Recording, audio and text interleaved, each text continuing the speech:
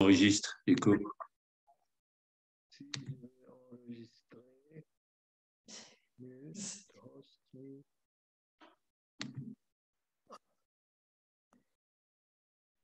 Bonsoir à vous tous. Aujourd'hui, c'est notre leçon numéro 19. On va finir notre débat sur Nagarjuna, une personnalité essentielle dans l'histoire du bouddhisme et dans l'histoire de la spiritualité hindoue. D'abord, comme on a dit autrefois, c'est un moine et qui a même enseigné plusieurs méthodes et techniques de méditation. Et donc, là, on va en faire une qui est inspirée par ces méthodes. Donc, on commence par une méditation pour enchaîner ensuite sur la dernière partie de ce débat. Et je vous donne la parole, Dr. Jagvini. Très bien, donc on va commencer comme d'habitude par le home et puis ensuite faire certaines visualisations et méditations guidées liées à l'enseignement de Nagarjuna.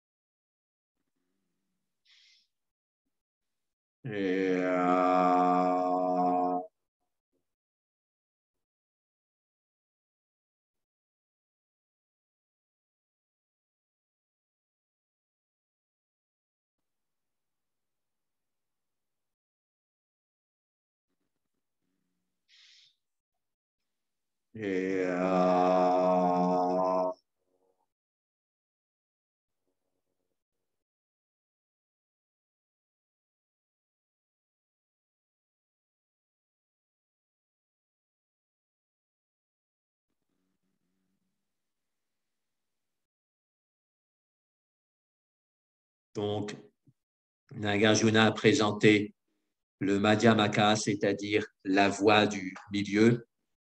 Et donc, au niveau corporel, on a déjà travaillé sur le fait que c'est très lié à l'axe central.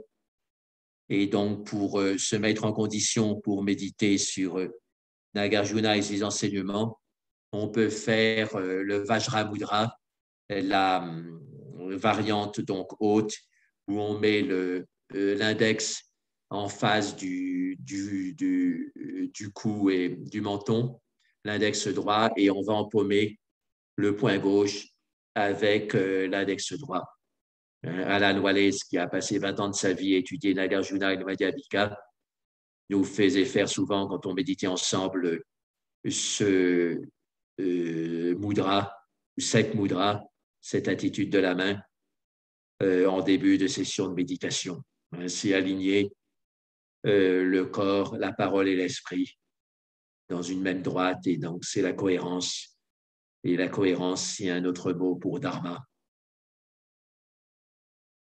On imagine l'index de lumière qui a sa base dans le cœur, son sommet en haut de la tête. Quand on inspire, on redresse un petit peu l'index physique et l'index de lumière tout en même temps. Ça permet de redresser le haut du dos, de bien aligner le corps, la parole et l'esprit. Quand on expire, on essaie de rester bien redressé, bien aligné.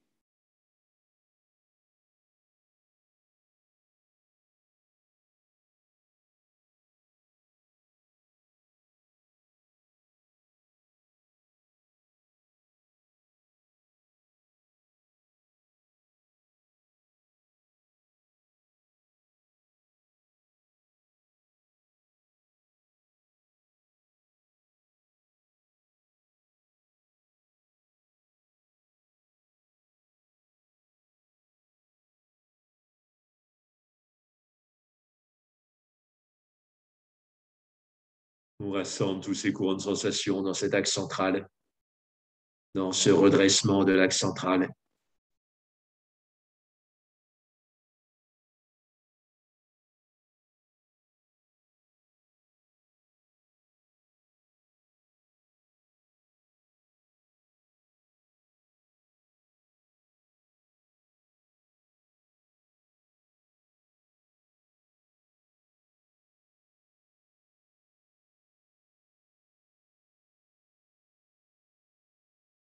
Maintenant, on remet les deux mains sur le giron, mais on continue à sentir les mains de lumière qui font le Vajramudra. Et on continue à travailler sur l'alignement du corps, de la parole et de l'esprit. Le Bouddha disait que il pensait ce qu'il disait, il disait ce qu'il pensait. C'est ce dharma comme cohérence fondamentale.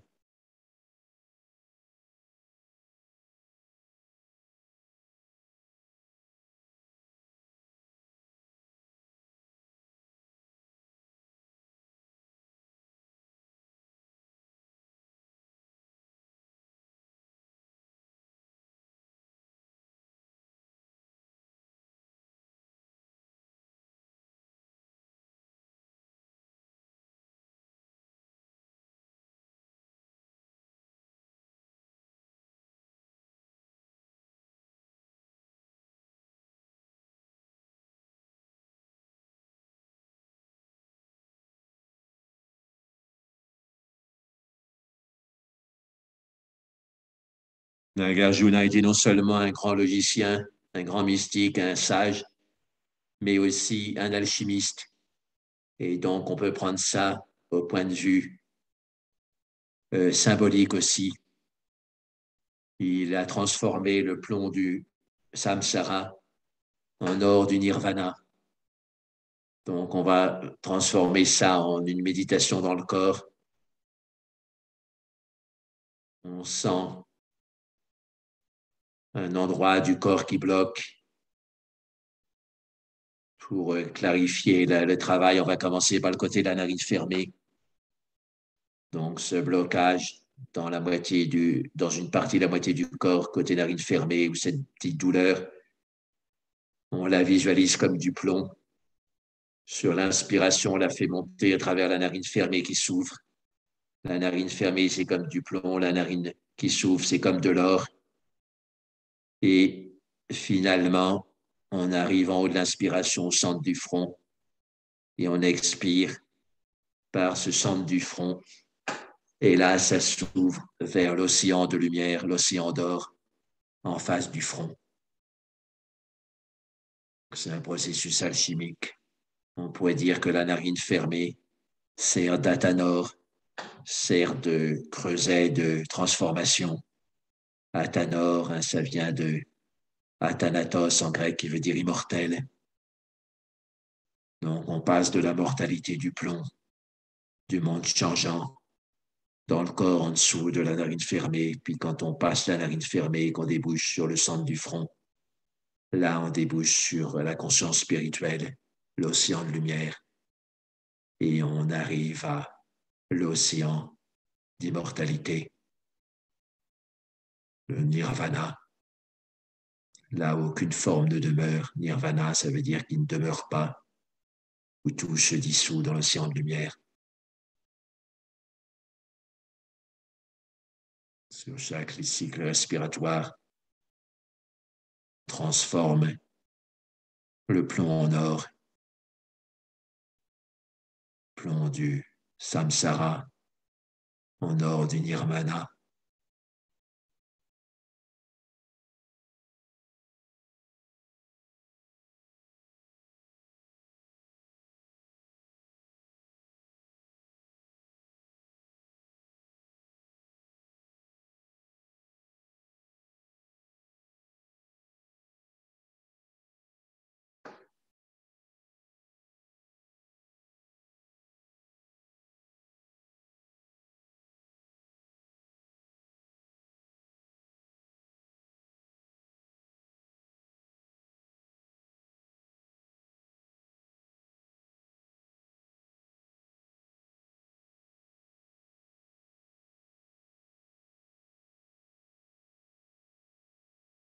Maintenant, on fait évoluer cette méditation.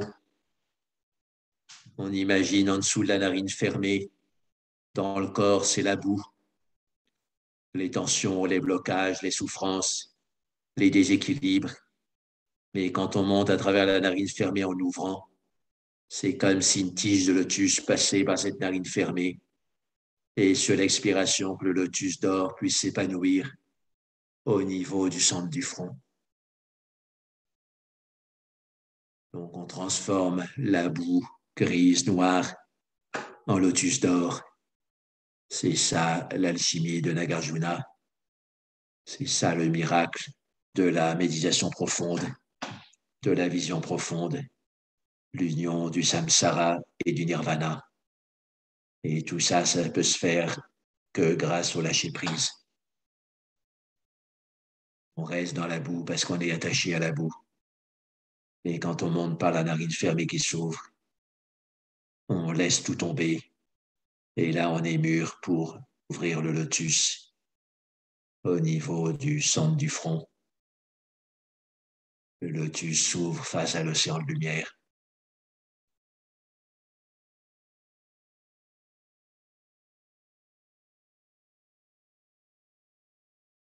De même que les pétales de lotus ne gardent pas l'eau. De même, notre expérience du nirvana ne garde aucun attachement, même pas d'attachement justement à l'expérience du nirvana.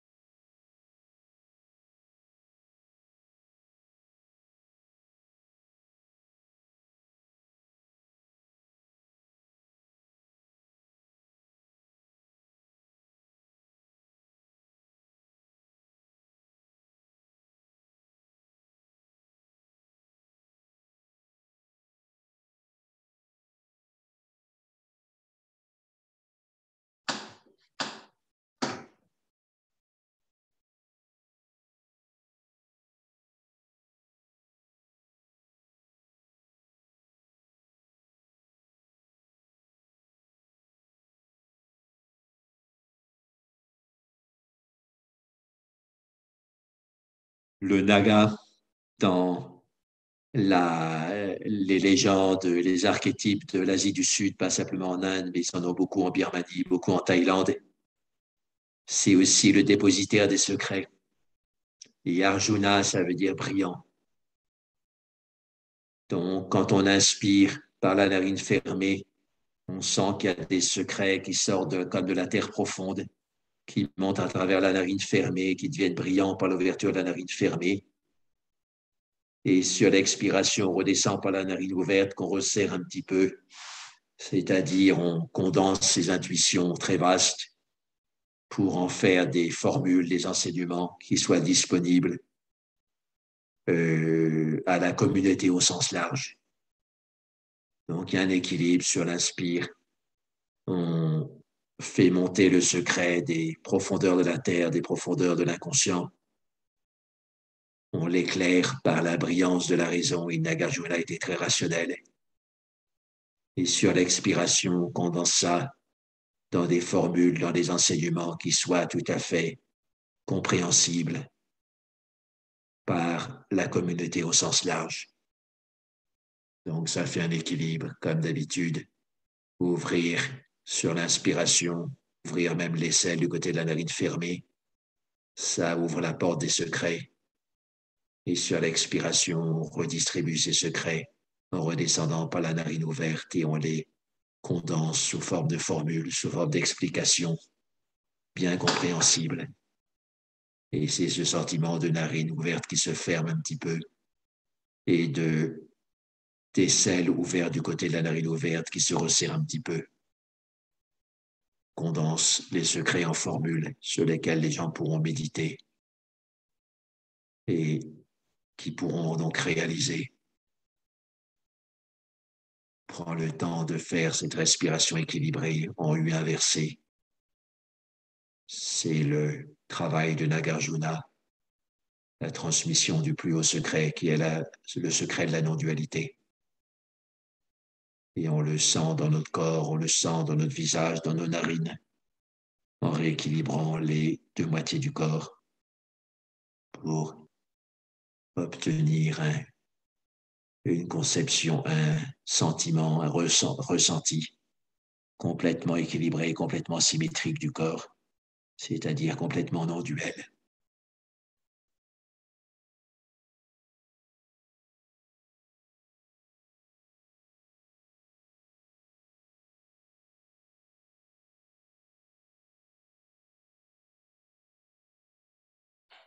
Comme d'habitude, on s'absorbera mieux si on prend une formule simple qui décrit en des termes brefs à peu près ce qu'on est en train de faire. Donc, sur l'inspiration, on peut dire secret, et sur l'expiration, brillant.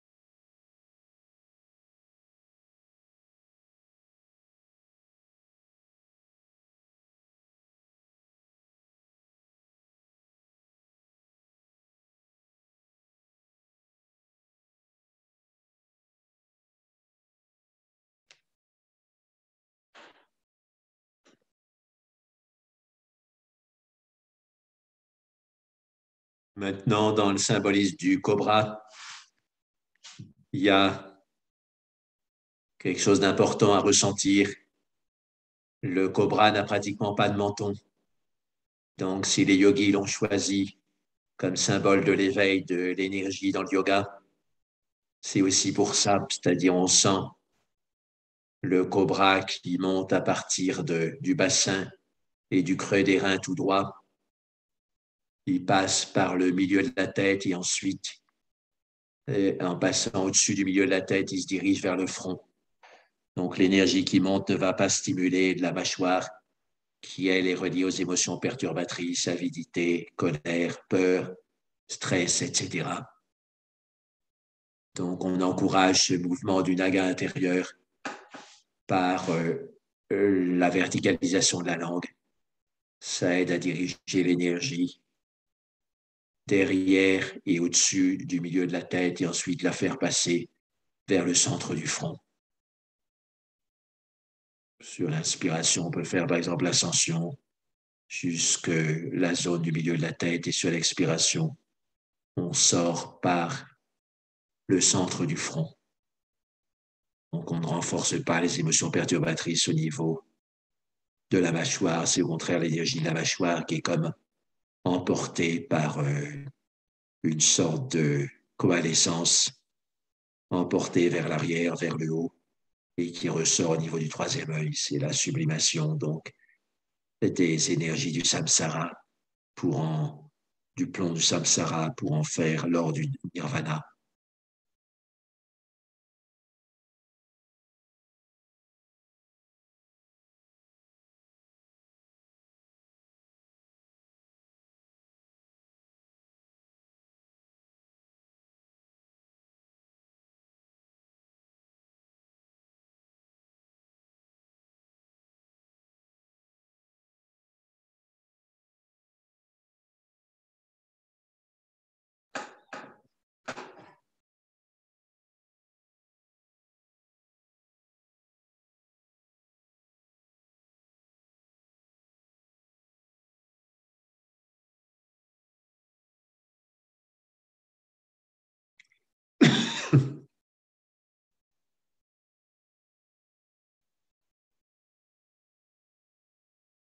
Maintenant, une méditation sur un mot-clé de Nagarjuna, c'est Dharmadhatu.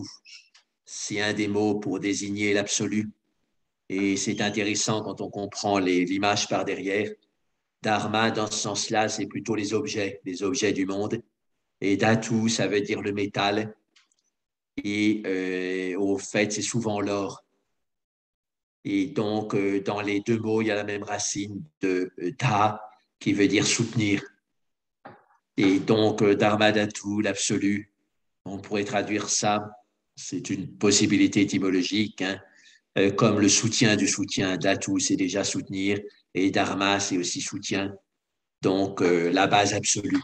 Donc, c'est déjà un sens qui amène à bien méditer. Mais il y a aussi un sens qui rejoint l'alchimie. Dhatu, donc l'or des objets, c'est-à-dire le méditant dans des objets du monde qui sont prosaïques et plombants comme du plomb, plutôt ennuyeux, plutôt lourd.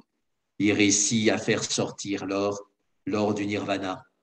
Et de même que dans le creuset, on, on prend un minerai d'or qui est plein de saleté, et en le chauffant, on fait surnager l'or. De même, en chauffant par l'énergie de méditation, les situations du monde qui sont plutôt plombantes, avec les problèmes à n'en plus finir, on fait ressortir l'or du nirvana à partir de ces situations mêmes. Et donc, c'était l'idée de l'école du Lojong et du travail sur l'entraînement de l'esprit, sur lequel insiste tellement Tenzin Palmo. Donc, c'est fait ressortir l'or du nirvana dans le minerai plutôt grossier des situations du monde. Et donc, c'est comme le Dharma Dhatu, c'est le minerai d'or ou même l'or qui surnage au-dessus du minerai du Dharma, des objets du monde, des situations du monde, des situations psychologiques du monde qui sont plutôt plombantes, qui sont plutôt lourdes. Et à partir de là, il y a l'or qui ressort. Donc, c'est la grande alchimie intérieure. Et c'est là-dedans que Nagarjuna était expert.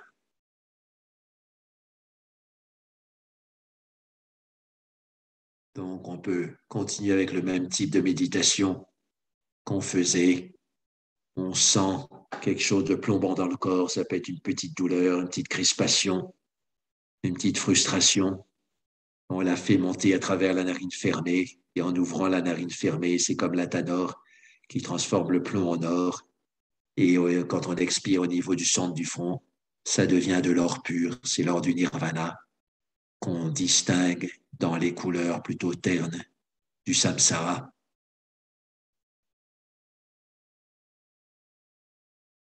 On applique ça à plusieurs blocages dans le corps, plusieurs plombages dans le corps, on pourrait dire.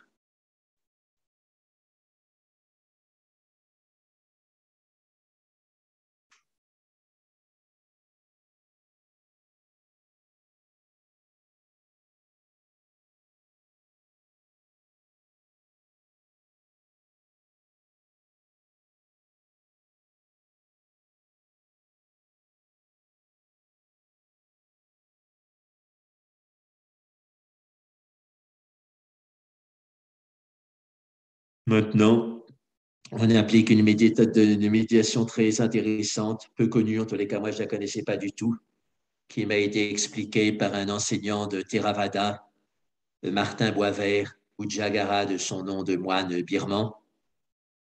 Et donc, il est du Québec. Et donc, ils ont une méthode très intéressante qui est au fait une méditation non duelle dans le cadre du Theravada, qui n'est pas réputé pour sa non-dualité. Donc, la méthode de base est assez simple, si j'ai bien compris, parce que je ne l'ai pas pratiqué si longtemps que ça et je ne vais pas reposer des questions après pour vérifier, mais c'est assez bien. Donc, on voit des objets du monde plutôt banals et dans ces objets du monde plutôt banals, on fait ressortir une lumière. Par exemple, puisqu'on parle de l'or du samsara, du nirvana, on fait ressentir la couleur d'or dans le paysage banal qu'on visualise en face de soi. Et donc, l'idée, c'est une sorte de phénomène de psychologie ou de perception. C'est qu'on peut toujours faire ressortir une couleur d'une image banale qui est un mélange de couleurs. Voilà, même dans un paysage de montagne qui est plutôt dans les couleurs vertes, avec un peu de couleur de fleurs peut-être, un peu de gris des rochers, un peu de marron de la terre, et ben on décide de faire ressortir la couleur or.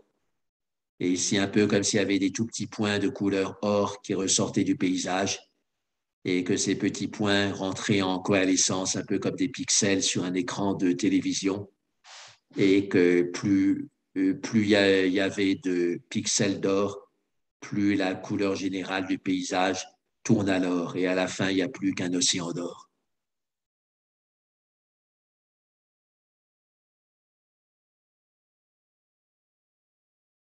On peut s'entraîner sur plusieurs images qui reviennent à notre esprit. C'est un peu comme l'impressionnisme. Il y a des points de toutes les couleurs, mais là, on insiste sur les points d'or, on les relie entre eux, et à la fin, ça fait comme un puzzle qui serait un puzzle tout à fait spécial, puisque l'image finale du puzzle, ce serait juste une étendue très vaste d'or, un océan d'or complètement uni. Et au début, ça part de points disparates, dans des formes et des couleurs qui n'ont a priori rien à voir avec l'or. On distingue quand même de l'or, on fait ressortir de l'or.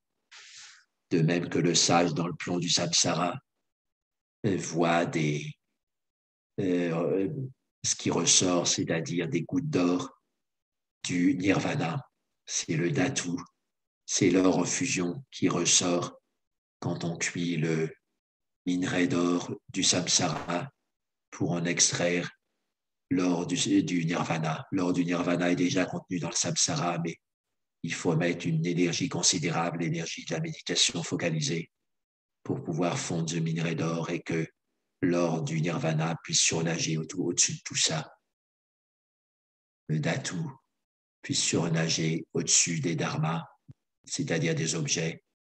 Et à ce moment-là, on expérimente le dharma dhatu, l'or qui ressort du minerai d'or, le lotus qui ressort de la boue.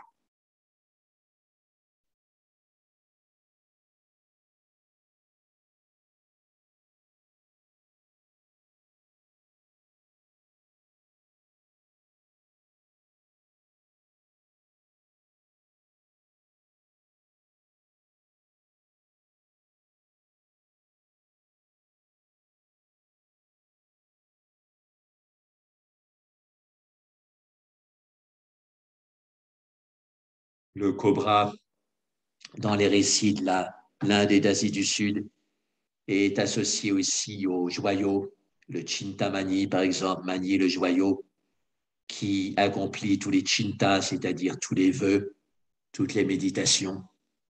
Et donc, Nagarjuna est associé à ce Chintamani aussi.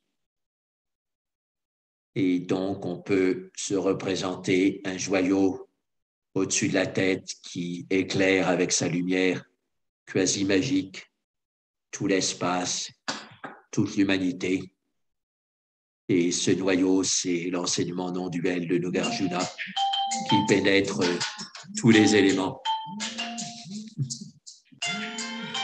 Donc, on travaille là-dessus.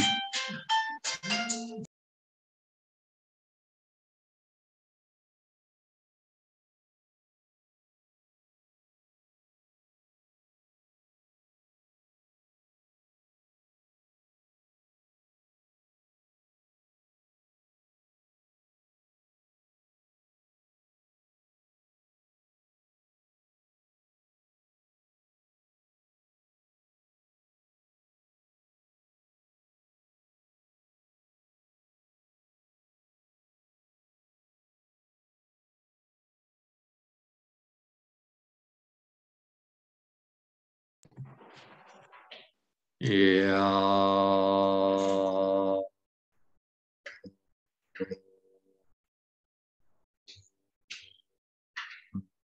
on sent le home qui part du Chintamani au-dessus du sommet de la tête.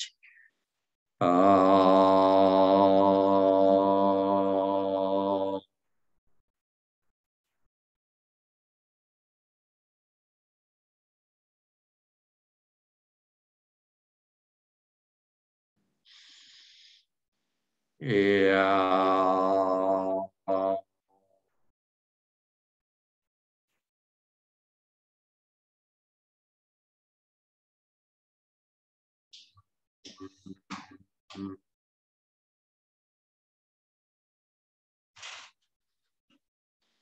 et